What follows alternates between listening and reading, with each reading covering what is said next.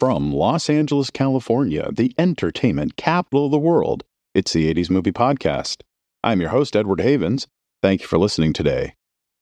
On this episode, we're going to do something we haven't done in nearly a year and a half. Dedicate a show to films for whom their release was the only release ever done by a particular distributor. This is number 5 of The Orphans. Since it's very hard to do a full show on a distributor that only ever released one movie, I collect these orphans like a crazy cat person collects felines, and every so often unleash them grouped together so that they can have their moment in the spotlight. But before we get to that, a quick shout out and thank you to listener Matthew Martin, who found something I wasn't able to find for our last episode. On our MPM episode, I mentioned I couldn't find a single playdate for the 1982 Uli Lommel movie Brainwaves, starring Keir Dullea of 2001: A Space Odyssey fame. Well, Matthew found one for me, and ironically found it in the place I was searching for it. The Friday, November 19th, 1982 edition of the Cincinnati Enquirer has a quarter-page ad for Brainwaves, showing it playing at 3 theaters in Cincinnati, the Eastgate, the Erlanger, and the Springdale theaters. So thank you, once again, to Matthew for that find. Our first movie of today's episode, The Last Fight, was the 8th film directed by the legendary Fred the Hammer Williamson, who also wrote, produced, and starred in the film as his most iconic character, Jesse Crowder. And a quick primer for those of you who are unsure of who Fred Williamson is. After a successful football career in the American Football League in the 1960s, Fred Williamson would quickly become one of the top stars of black cinema. He would become such an important figure in black cinema that within 5 years, he was writing and or producing and or directing his own films. He was so big, he was able to get Paramount Pictures to release not one, but 2 movies with the N-word in its title into theaters. To help get the film made and released, Williamson would turn to film industry veteran Mel Marone, who had recently left World Northall Pictures, a company he started in the early 1970s to handle Godzilla and Bruce Lee movies before they turned to global art house films like Peter Weir's The Last Wave and Nicholas Roeg's Bad Timing, A Sensual Obsession, who was starting up a new distribution company called Best Film and Video. Filmed in 1981, a pre-crossover Dreams Ruben Blade stars as Andy Kid Clave, a singer who has turned to boxing to pay the bills. He signs a contract with a shady boxing promoter who kills Kid's girlfriend when the promoter thinks Kid is about to back out of his contract. Kid soon discovers there's a blood clot in his head that could kill him, so he teams up with Williamson's Jesse Crowder to try and finish off the promoter and win a major title at the same time. Also featuring boxing promoter Don King as himself, the legendary Joe Spinell, and a pre-To Live and Die in L.A. Darlene Flugel, The Last Fight would open on 79 screens in New York City on September 9th, 1983. The reviews were not good. In fact, they were brutal. Brutal, much like the fate of practically every character in the movie. But Williamson was still a marquee name, at least in New York City, and the first 3 days would see the film bringing in $430,000, the second best new opener in town, and the 4th best performing movie overall. But that wasn't enough for most theater operators. By the following week, most New York theaters had dropped the film for other movies, and the only theater still playing the film in Manhattan, the RKO National Twin, saw its second week grosses drop from $30,000 to just $8,000. And by the third week, it would be out of the Big Apple completely. But all those prints moved to other markets to open on September 30th. 3 in Charlotte, 2 in Greenville, South Carolina, 1 in Anderson, South Carolina, Beaufort, South Carolina, Durham, North Carolina, and Myrtle Beach, South Carolina. The next stop for the film would be Chicago, where the film played on 24 screens starting October 7th. Williamson himself would fly into the Windy City to make an appearance at the famed Chicago Theater, where the prime show would be preceded with a prize fight on the streets in front of the theater. This promotion would help the Chicago Theater do $15,500 for the opening weekend, but the other 20 theaters in Chicago could only manage $29,000 between them. The following week, October 14th, The Last Fight would open on 31 screens in Los Angeles, including 14 drive-ins. And as always, there were no reported grosses, but Variety did track 9 of the theaters playing the film in Tinseltown, where it would earn $45,000. In its second week in Los Angeles, the film would be relegated to B-movie status at the theaters and drive-ins still playing it, including one in Carson, where a Pepsi bottling plant is now set up, supporting Eddie and the Cruisers. There'd be a few more playdates after that, including 4 screens in St. Louis for Thanksgiving weekend, but a grim $6,000 in 5 days would kill off the film once and for all. The final box office take would be around $600,000. Best Film and Video would cease to exist after that, and every Fred Williamson-directed movie afterwards, that's 11 and counting, has gone direct to video. Our next movie is the third movie in the quote-unquote Howling series, which, like the previous Howling quote-unquote sequel, has almost nothing to do with the 1981 Joe Dante classic and takes place in a completely different setting. Although this one thing it does have in common with the second Howling movie is that they're both directed by Australian journeyman filmmaker Philippe Mora. Mora left the production of The Howling 2 after having a difference of opinion with the producers about the direction of that film, with the producers adding in additional nudity into the film against his wishes.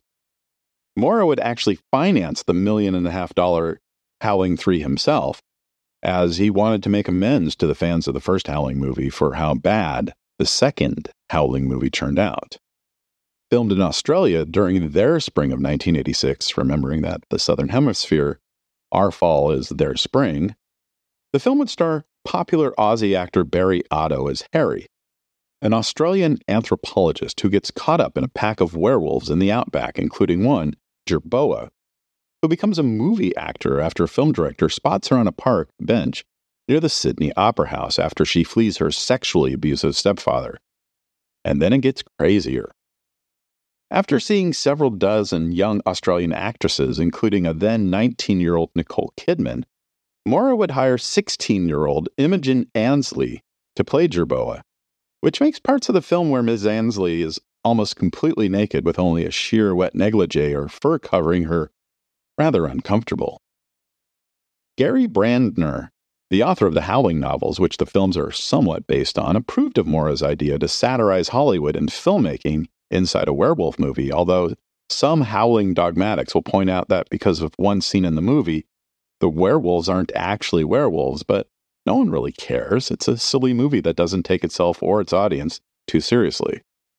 Square Pictures, not to be confused with, as one Chicago film critic did, with Circle Pictures, the 1980s American independent distributor, started by indie film legend Ben Barenholtz, who released movies like the Coen brothers' first film Blood Simple and John Woo's The Killer, or Square Films, the production company started by Square Enix, the creators of the Final Fantasy game series for their 2001 film Final Fantasy: The Spirits Within, would pick up the American distribution rights to the film. Who was Square Pictures? I have no frickin' clue. They never released a movie before The Howling 3, they never released one after, and as far as I can tell, they never filed for a business license in any major state like California, Delaware, Nevada, or New York, where most businesses are incorporated. But whomever they were, they had some money to get the film a somewhat proper release. With ad support in the major newspapers, Square would release The Howling 3 on 10 screens in New York, 25 in Los Angeles, and 10 in Philadelphia, as well as screens in Allentown, Pennsylvania, and Wilmington, Delaware, on November 13th, 1987. And like you've heard so many times recently on this podcast, the distributor did not report any grosses. But the film would do a dismal $30,000 in its 10 New York theaters, an okay $21,500 in the 5 Los Angeles theaters tracked by Variety that week, and $3,500 in the 1 Philly theater track. The following week, The Howling 3 would only be playing in one of those theaters, the State Theater in downtown Los Angeles, as the B title in a triple feature, alongside The Running Man as the A title and Prom Night 2, Hello, Betty Lou, as the C title. On December 4th, the film would open on 4 screens in Atlanta, 3 in Fort Worth, Texas, and 3 in Vancouver, Washington. Again, no reported grosses, but one theater in Atlanta that was tracked did $3,400. December 11th, there were 2 new bookings in Akron, Ohio, and 3 in Phoenix. Again, no reported grosses between those 5 theaters, and the 1 theater in Atlanta that was still being tracked. Combined, a dismal $9,500. December 18th would see 2 new screens in Chicago, 6 in Detroit, and 5 in Miami.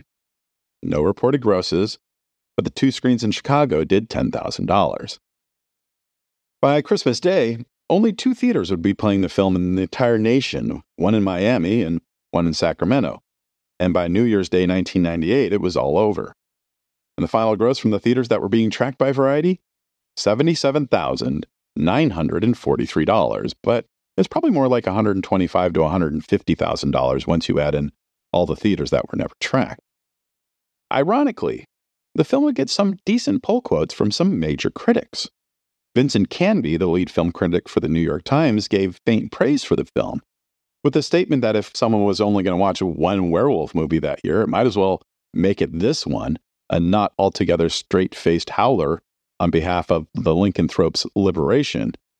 And Leonard Clatty of the Los Angeles Times noted in his review of the film that it was a campy recycling of familiar Fangoria that was fitfully entertaining. Our third and final film of this episode I saved for last because as I was researching this film and its filmmaker, I started to wish I'd heard of him more while he was making films because he was the epitome of what independent filmmaking was all about. Also, Fred G. Sullivan and I happened to share a birth date. Fred was born on November 14th, 1945 in Glen Falls, New York, at the base of the Appalachian Mountains that extends from Newfoundland Island in Canada to central Alabama. As Sullivan grew up, graduated from high school and moved into adulthood, his heart never really left the region. He would receive a B.A. in history from Fordham University in New York City in 1967, the year I was born, and received a master's degree in filmmaking from Boston University 5 years later. Like Steven Spielberg, he had grown up using his town and his friends and family to make 8mm films, but unlike his slightly younger contemporary, Sullivan returned to upstate New York, where he'd marry, have 4 kids, and work a variety of jobs while he worked on his first movie, a 1981 adventure drama called Cold River, which would be the first movie in several decades to be completely shot in the Appalachians. Based on a novel by William Judson, Cold River would feature such Hollywood actors as Richard Jekyll, Robert Earl Jones, brothers of James Earl Jones, and Brad Sullivan from Slapshot and The Untouchables, who is no relation to Fred G. Sullivan. Jekyll plays an Adirondack guide in 1932 who takes his daughter and stepson on a camping trip, only to find themselves separated during a ferocious and unexpected winter storm. The 2 kids must fend for themselves to get back home without food or protection from the elements. Naturally, Cold River would open at the Route 9 Cinema 5 Theater in Glen Falls, New York on May 15, 1981, and play for 5 weeks to sold-out crowds. And while Fred G. Sullivan had incorporated the Adirondack Alliance Film Corporation in New York State in the early 1980s to make the movie, and that he would book the film in his home city theater himself, deliver the print, and collect his portions of the ticket sales, Adirondack Alliance didn't actually release the movie. There's no credit for the company in the opening or closing credits. And what prints there are out there on the interwebs have Pacific International Enterprise, who would pick up the movie from Sullivan for general national distribution as the distributor. Outside of their logo, the film's credits look otherwise untouched from when it played in Glen Falls. This is an important distinction because if they had released Cold Mountain, the film I'm going to be talking about in a moment wouldn't qualify as an orphan. But to get back to Cold River real quick, Pacific International would open the film first in Boise, Idaho on November 27, 1981, the day after Thanksgiving, before starting 1982 in Biloxi, Mississippi in early February. And then it would disappear again until arriving in Tallahassee, Florida and Victorville, California in early October. And then it would disappear again until it opened in Burlington, Vermont on Christmas Day. And then it was gone until it started showing up on cable television in late July 1983. There seems to be a lot of fans for this movie that I'd never heard of until I started researching this episode, probably because they were the right age when cable movie channels were showing up in homes across the nation, and the ability for a movie like this to get on a lot of plays because there weren't a whole lot of movies available on the cable yet. But because Sullivan owned the non-theatrical rights to his movie himself, he would soon find himself earning enough from it to start thinking about his next movie. And the idea Sullivan would come up with was a maybe autobiographical, maybe documentary about himself, his family, and his life as an independent filmmaker. Fred would play Fred G., or as some in the film call him, Adirondack Fred, who spends most of the film with his wife and kids dodging creditors and talking to locals about himself. Sullivan would often dramatize his life as a filmmaker to comic effect, such as dressing up in a loincloth and wandering the wastelands carrying a couple of cans of films, to show what it was like to be an independent filmmaker trying to sell their movie to a distributor. The film would start as a personal treatise on whether Fred G. Sullivan was cut out to be a filmmaker, but it would slowly turn into a home movie that captures the Sullivan family, the 4 kids under the age of 6 at the time, but especially Fred's ever-loving and far smarter wife, Polly. Filmed in and around his home in Saranac Lake, New York, about an hour north of Glen Falls, Sullivan's Pavilion would make its world premiere at the 1987 United States Film Festival, better known today as the Sundance Film Festival, where the film would be nominated for the Grand Jury Prize and be awarded a special jury prize for, and I quote, originality, independent spirit, and doing it his own damn way. Like with Cold River, Sullivan would premiere his film in his hometown of Glen Falls on April 17, 1987, at the same theater, the Route 9 Cinema 5. The film would play for 5 weeks to sold-out crowds, which would give Adirondack Fred the courage to release the film himself this time around. After screening at several other film festivals in America, Sullivan's Pavilion would open at the AMC Century City 14 in Los Angeles on November 13th. There would be a 1/6 page ad in the Times on opening day featuring pull quotes from several critics, including Jay Carr of the Boston Globe. But maybe a single-screen opening of an independent movie at the start of the 1987 holiday movie season wasn't the best move. Despite a great review from the Times' Sheila Benson, the film would only earn about $1,500 in its opening and eventually only weekend in Los Angeles. Audiences were still enraptured with Fatal Attraction, and there were so many other new movies to see that weekend. The Running Man, Hello Again, Suspect, Less Than Zero, Baby Boom, The Princess Bride, The Hidden. Rather than realize that maybe he wasn't meant to be a filmmaker, Fred G. Sullivan doubled down on himself. He'd watch the film again and try to figure out a better title for the movie. It would take a few weeks, but he would finally come up with something that he felt best encapsulated the film and its spirit. The Beer Drinker's Guide to Fitness and Filmmaking. You gotta admit, that's a catchy title, even if it is a mouthful. He'd spend another $4,000 to have the lab print up a new copy of the film with the new title, and he'd send that copy to Burlington, Vermont, where the film would open on June 3rd, 1988. Whether it was the sweetness of the PG-rated film or the title, Burlingtonians fell hard for the film, and it would play there for 7 weeks, earning more in its first week in this town of 38,000 people than it did in Los Angeles and its 3.2 million citizens. In fact, the film proved so successful in Burlington that Sullivan would have to send the old print of Sullivan's Pavilion to the theater in Ithaca, New York that was already booked to play the film on July 1st. Sullivan would even need to create a special ad showing both titles of the film so that anyone who went to see it wasn't confused, which would actually make it more confusing. After the Burlington playdate was complete, Sullivan would swing for the stars and book the film into the legendary Bleecker Street Cinemas in New York for a run starting August 19th. Janet Maslin's review in the New York Times on opening day was perhaps the best review the film had gotten to date, which would help the film gross $8,500 in its first weekend.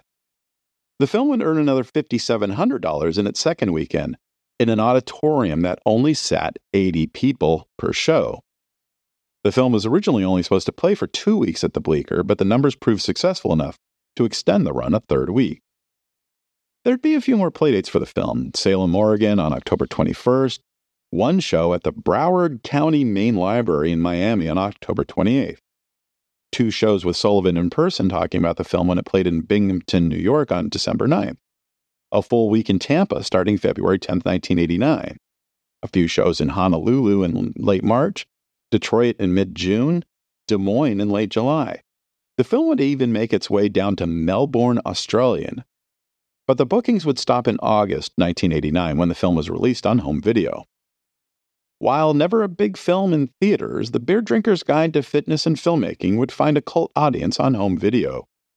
Today, you can watch the movie for free on the video sharing website Vimeo, thanks to Fred's son, Kirk, who would grow up to become a filmmaker himself. I'll have a link to the film on this episode's page at our website, the80smoviepodcast.com. After the release of the film, Fred G. Sullivan would retire from filmmaking and devote himself to his family and the preservation of the local Adirondack Park. In 1992, the college Sullivan had been working at, Paul Smith's, would make him their director of development. Sadly, he would pass away from heart failure on April 18, 1996, at the age of 50, while playing in one of the weekly pickup basketball games on campus that made him popular with students. At the time of his death, Sullivan was planning on making a sequel to The Beer Drinker's Guide to Fitness and Filmmaking, on how his life and the life of his family had changed after he had quit filmmaking. Fred G. Sullivan had many dreams and goals, and while he might not have completed some of them, he wanted to be a filmmaker, and he went out there and did it. And even after he lost more than $1 million making his first film, he went out there and did it again. That takes some real guts, and I would like to think hearing stories like this as a teenager wanting to be a filmmaker himself might have given me more courage to go out and do it. Thank you for joining us. We'll talk again soon. Remember to visit this episode's page on our website, the80smoviepodcast.com, for extra materials about the movies we covered this episode. The 80s Movie Podcast has been researched, written, narrated, and edited by Edward Havens for Idiosyncratic Entertainment. Thank you again. Good night.